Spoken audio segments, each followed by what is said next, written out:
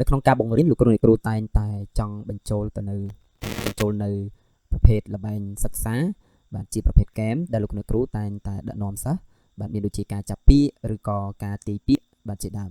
ប៉ុន្តែនៅតែមិនគ្រប់គ្រាន់សម្រាប់សិស្សនោះទេអញ្ចឹងថ្ងៃនេះខ្ញុំនឹងមកបង្ហាញកម្មវិធីហ្គេមdigital មួយដែលមានឈ្មោះថា Bamboozle អញ្ចឹងនៅក្នុងវីដេអូមុនខ្ញុំបានបង្ហាញទូហើយនៅក្នុងថ្ងៃនេះខ្ញុំនឹងមកបង្ហាញអំពីរបៀបចុះឈ្មោះប្រើគណនី free នៅក្នុងកម្មវិធីមួយនេះ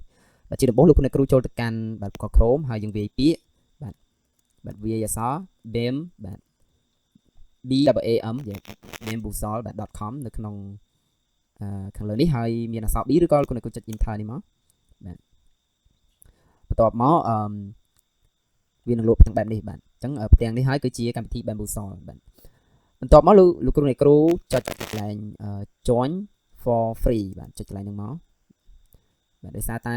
យើងទៅតែចុះឈ្មោះដំបូងក៏វាលោតចេញផ្ទាំងបែបហ្នឹងបាទចុះលោកគ្រូអ្នកគ្រូបាទបញ្ចូល email យេចូល email បន្ទាប់មកគឺ password អញ្ចឹងកន្លែង password នេះគឺពេលដែលយើងដាក់ cursor យើងមកវាលោតមកវាលោតលេខកូដតែម្ដងបាទលោកគ្រូអាចចុចរើសមួយហ្នឹងឬក៏បង្កើតលេខកូដថ្មីដោយខ្លួនឯងបាទគ្រូអ្នកគ្រូអាចបង្កើតលេខថ្មីដោយខ្លួនឯងបាទកន្លែង password នេះហើយ confirm password គឺដដែលហើយកន្លែង username នេះលោកគ្រូអ្នកគ្រូបាទបង្កើតដោយខ្លួនឯងអាចដាក់ឈ្មោះអីទៅបាទហើយខ្ញុំអាចដាក់សាលាខ្ញុំដាក់សាលា RT ឧទាហរណ៍នេះបាទសាលា RT ចឹងបញ្ជាក់ម្ដងទៀតគ្រូអ្នកគ្រូវាបញ្ចូល email បាទ password ឬក៏ជា password ដែលកម្មវិធី generate ឲ្យបាទ confirm password មានន័យថាវា password ដដែលហ្នឹងបាទ username លោកគ្រូអ្នកគ្រូអ្នកដាក់ខ្លួនឯងបាទតោះមកលោកគ្រូអ្នកគ្រូអូមកខាងក្រោមនេះយើងចុចពាក្យ join for free បាទបន្ទាប់ពីចុចហើយលោកគ្រូអ្នកគ្រូឃើញសញ្ញា text នេះមួយបាទគេដាក់ almost there just click the link in your email to verify your account បាទអញ្ចឹងមានន័យថាលោកគ្រូអ្នកគ្រូត្រូវ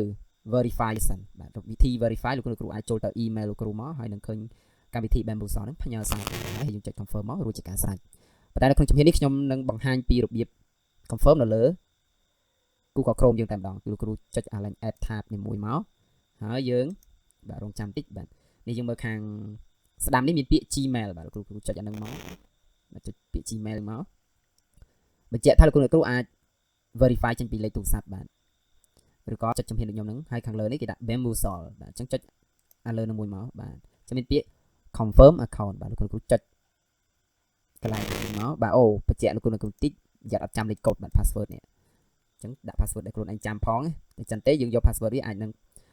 ផ្លេចបាទអញ្ចឹងខ្ញុំ copy មួយមេ copy lại ផ្លេចបាទតោះមកយើងចុចពាក្យ confirm account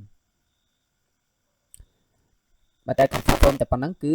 រួចរាល់បាទលោកគ្រូបាទចុចតែប៉ុណ្ណឹងរួចរាល់ហើយតែពិតអាចប្រើបាននេះបាទមិនបាច់ចាំបញ្ចូល password ពេលក្រោយក៏បានដែរណាតែយល់អស់យើងចាំ password ទៅទុកប្រើប្រាស់ពេលយើងផ្លេចឬក៏មានបញ្ហាអីមួយបាទអញ្ចឹងកម្មវិធី Bamboozle នេះគឺអាចប្រើបានហើយលោកគ្រូអាចចុចផ្កាយនេះមកដើម្បីដាក់វានៅខាងលើបាទឬក៏ទុកដាក់កន្លែងណាដែលងាយស្រួលសម្រាប់លោកគ្រូបាទ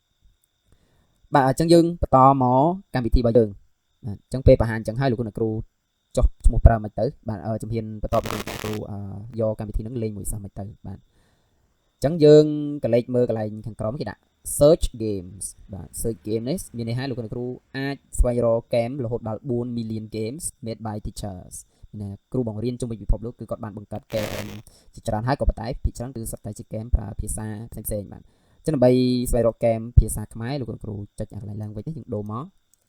KH បាទខ្មែរ KH MER ហ្នឹងហើយមាន central ខ្មែរយើងចុចអាហ្នឹងមកតោះមកលោកគ្រូបរិញ្ញាបត្រទី1ហើយដល់បរិញ្ញាបត្រទី5លោកគ្រូវាដាក់ភាសាខ្មែរថ្នាក់ទី5ដល់លោកគ្រូបរិញ្ញាបត្រទី3ដាក់ភាសាខ្មែរថ្នាក់ទី3មកតាមមុខវិជ្ជាដែលលោកគ្រូស្វែងរកយើងចុចកែវយឺតនេះមកបាទបន្ទាប់មកគឺនឹងចាញ់ហ្គេមដែលលោកគ្រូនៅ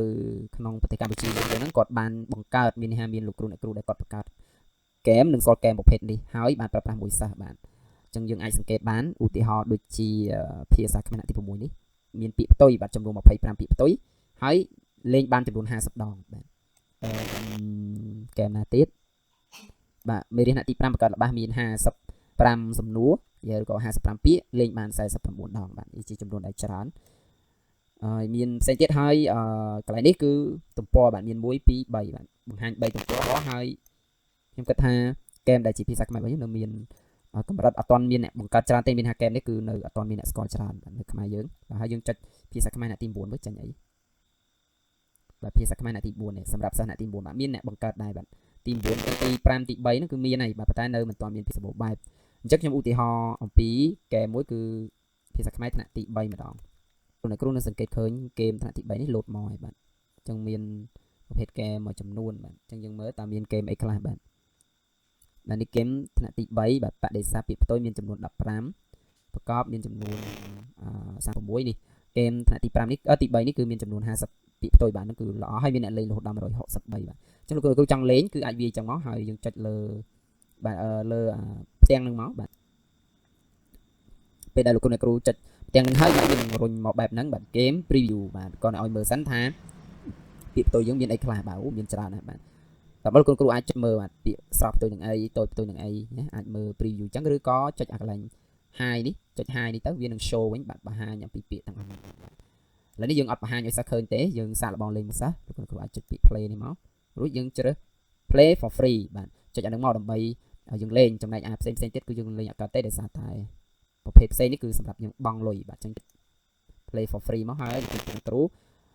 ចង់ឲ្យសិស្សប្រកួតមួយអ្នកអញ្ចឹងខ្ញុំអាចទីដល់ថាមួយថ្នាក់យ៉ាងហោចណាស់ក៏យើងចែកជា4ក្រុមដែរមិនបាច់ដាក់2ទេយើងដាក់4បាទ